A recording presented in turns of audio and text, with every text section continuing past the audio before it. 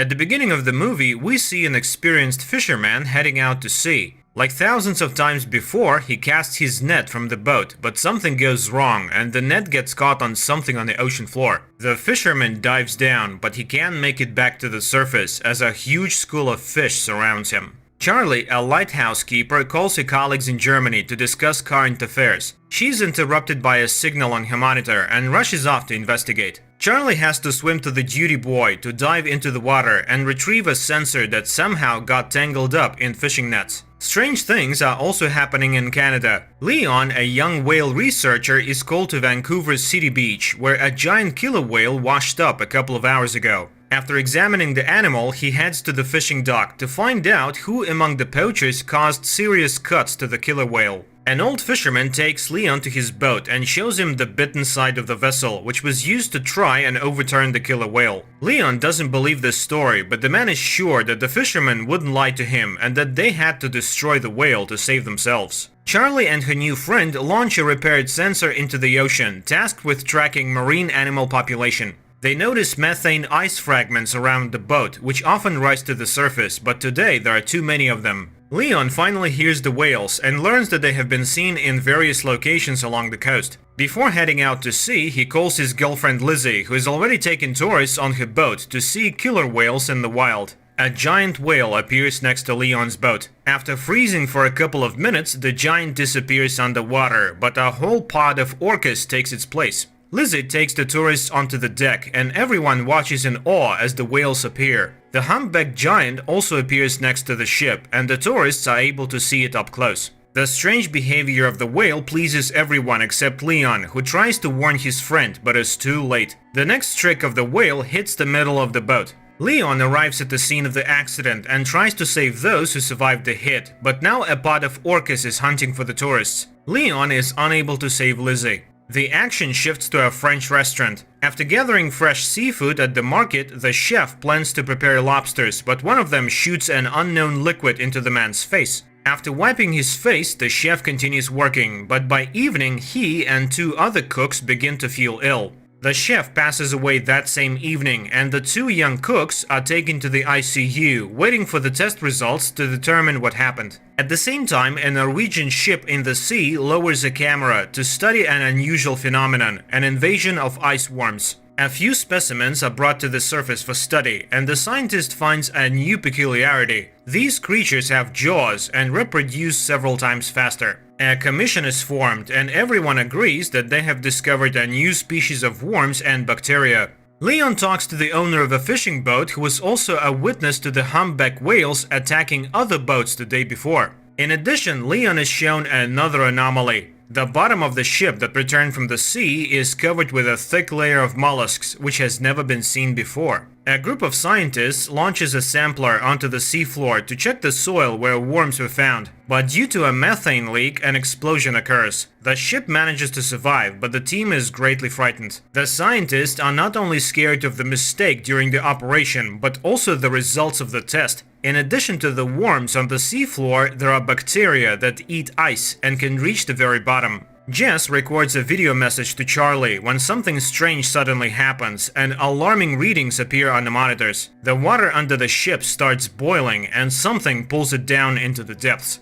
The action shifts to Venice. A young man in love reads poetry on a bridge when suddenly the book falls from his hands and ends up in the canal. The couple immediately forgets about the poetry book because before their eyes is an even stranger sight. Thousands of giant jellyfish rise to the surface. Analysis of the bacteria from the infected chef reveals a new strain that feeds on blood cells. It turns out that several more people have died after visiting the restaurant on the coast. Leon requests permission to perform an autopsy on the killer whale to find out how pollution affects whales and whether this could be related to changes in the behavior of these giants. There is nothing inside the whale that could scare the experts, but Leon finds an unknown substance in its brain, which is sent for analysis. Another victim of infection appears, a young man from a car wash. By putting together all the events, the scientists understand that the bacteria spread from the restaurant through the water supply system. Leon is informed of new cases of whale attacks. Looking at the map, the guy finds a pattern. All the changes occur with the whales during migration. To verify his suspicions, the guy sails to the place where the whales are resting during their sleep. The dive almost ends in tragedy, but Leon manages to install a camera on one of the whales and get out. Sigur finds out that the Japanese have also found the worms, but they are not in a hurry to report it to the world. Recordings from the cameras are checked in 2 laboratories at once. Leon's footage shows that the whale pod descended to the very bottom, where they were met with strange glowing. Far from the events, a new incident occurs on the coast. Hordes of crabs crawl out onto the streets of a small village. Another shot of the seabed finally lifts the veil of mystery. It turns out that one of the oil and gas companies was drilling ice in a forbidden place and damaged the seabed for several kilometers. Leon has to sneak through a fence to get to the guarded port area to collect a few more mussels for analysis from the ship, but he is caught by security and arrested. In the morning, Mr. Sato, the Japanese owner of the ship, contacts Leon. He asks the guy not to trespass on his territory in this way again, but promises to provide access to all materials for study. Charlie only now receives the message recorded by Jess a few minutes before the tragedy. When the emotions subside, the girl manages to notice some peculiarities on the recording. For example, a glow behind the porthole. Crabs are being delivered to the laboratory, which have started to emerge on the surface in different parts of the world. As expected, they too are filled with a strange substance that absorbs blood cells at an incredible speed. Charlie is reviewing the video repeatedly, not understanding what else is wrong with it. Finally, the girl's hearing catches a sound that is very similar to the sound from the deep sea recording. The girl contacts the laboratory and shows them a part of the recording that caught her attention. But her stern boss, Katarina, rejects all the scientists' ideas, considering the sound on different recordings to be just random noise.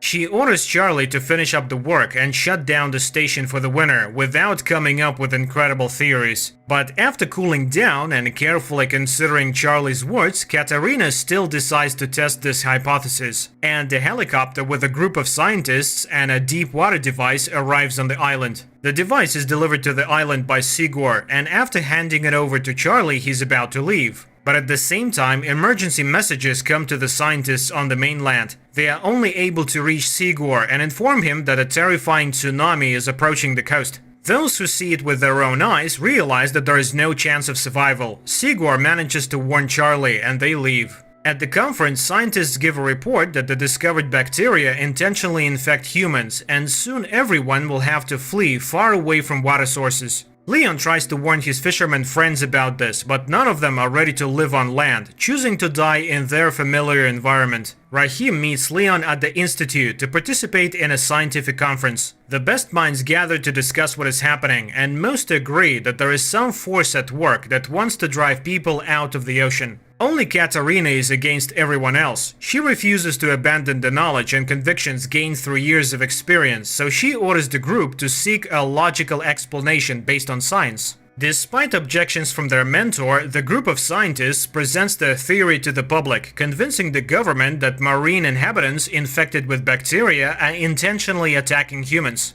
They even give the new intelligence a name, the However, such a version only elicits irony from top officials, who also suggest finding more scientific solutions to the problem than negotiating with an unknown intelligence. Astrophysicist Samantha Grove comes to the scientists' aid. Unlike politicians, she carefully studied the report and agrees that the strange sound on different recordings has all the characteristics of an unfamiliar world language. In addition, her team managed to capture the exact same signal from Antarctica. Another influential person, Japanese Mifuno, also believes in Sigur's theory and agrees to finance his venture, hoping it will help to save the world. Sigur assembles the team and informs them of the start of the mission. He suggests everyone think carefully and assess the risks, and those willing to go all the way will be waiting for an expedition to the Arctic in 48 hours. The scientists go home to say goodbye to their loved ones and warn them of their departure. The relatives of many try to persuade them to stay, but everyone understands that this is their last chance to fix something. According to scientists' calculations, the largest accumulation of intelligent bacteria is located in one of the valleys in Antarctica, where they could have lived for millions of years prior. The company is preparing to establish contact, and everyone is playing their role while giving interviews to a young journalist. Finally, the equipment on the ship starts buzzing with interference, and the scientists prepare to capture a signal from the mysterious organism. Sarah, Mifuno's assistant, sits down next to Leon at the table and confesses to him that she would have never believed in their theory if it weren't for her boss, who has proven over many years that his intuition never fails. Samantha is devising a plan. She intends to add a sound of a human child scream to the organism's audio signal and return the recording to the intelligence to show that they are ready to communicate. Charlie asks a colleague to take her with him in the diving apparatus to the bottom. The ship drops anchor and the scientists begin transmitting the sound message. Meanwhile, the daring couple gets into the capsule and prepares to dive to the depths. The whole team is eagerly awaiting any reaction, and finally movement appears on the radar and the sensors pick up a sound signal. The team from the capsule tries to contact the captain's bridge to report that their fans are malfunctioning and they are running out of oxygen, but communication is not working. The chief pilot, Luther, is ready to return, but Charlie notices some movement and turns off the lights, waiting to see what happens next.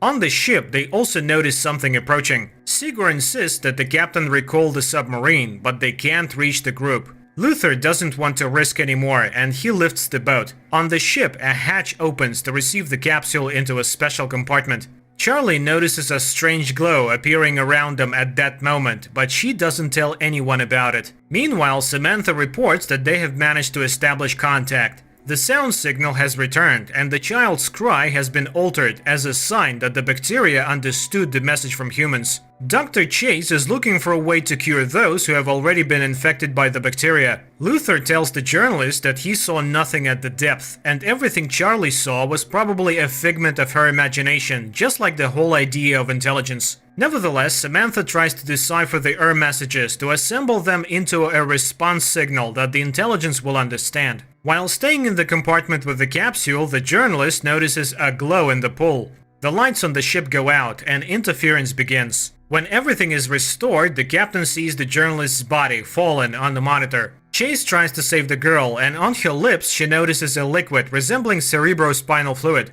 Samantha tells the team and the captain that during the voltage surge there was a signal surge and it was so low that no one heard it. But most importantly, in the opinion of the astrophysicist, it originated from inside the ship. Charlie listens to what her colleagues are saying, but she never musters the courage to tell them that they brought the bacteria into the pool. Leon visits the girl, whose body has become covered in strange spots. The doctor asks the guy and Sarah for help. They must hold the girl while she takes a sample of the spinal fluid for analysis. The doctor tells the team about the results of the analysis. The substance previously found in marine creatures was discovered in Alicia's spinal cord. Chase believes that bacteria were attempting to merge with the girl's cells, and Charlie admits to seeing the glowing enter the ship with them. Samantha records a new message for the this time including an audio image from the astrophysicist. Charlie goes down to the sealed compartment without permission, and the pool starts glowing again, creating unusual shapes with the light.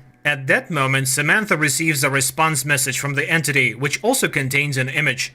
Mr. Mifuno's helicopter lands on the ship, as he wants to be present for the opening. Sigur shows him the recording from the pool cameras, and the image sent in response to Samantha's message. According to the astrophysicist, they have an image of the super ocean that surrounded a supercontinent millions of years ago. According to the scientists, the reminded them that they were, are, and will be on Earth much longer than humans, and all they want is for the oceans to be left alone and not destroyed. But there's good news. Since the entity is responding to messages, the team has a chance to negotiate and reach a ceasefire.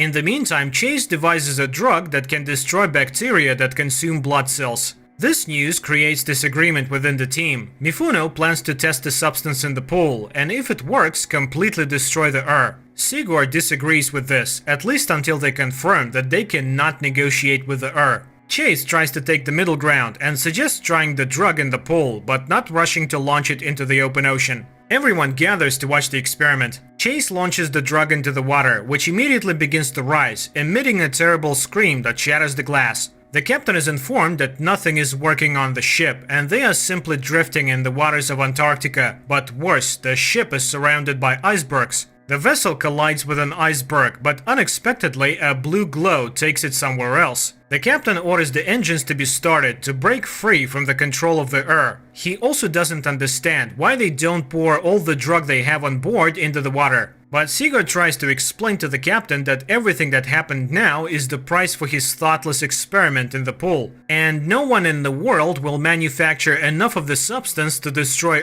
worldwide. The only way out is to make a truce. While the team is deciding how to negotiate with the entity traps the ship between the icebergs. Charlie hurries to the capsule to descend and deliver Luther's body to as a sign of complete obedience. Once at depth, Charlie changes her plan. She injects leukocytes into her heart that can merge with and opens the capsule door. The body falls under the control of and the icebergs release the ship, while billions of lights envelop the girl underwater. Later, Charlie brings the ship to a deserted island. It opens its eyes and looks at the sky with glowing blue eyes. The series ends here. Please write in the comments what you think about this series.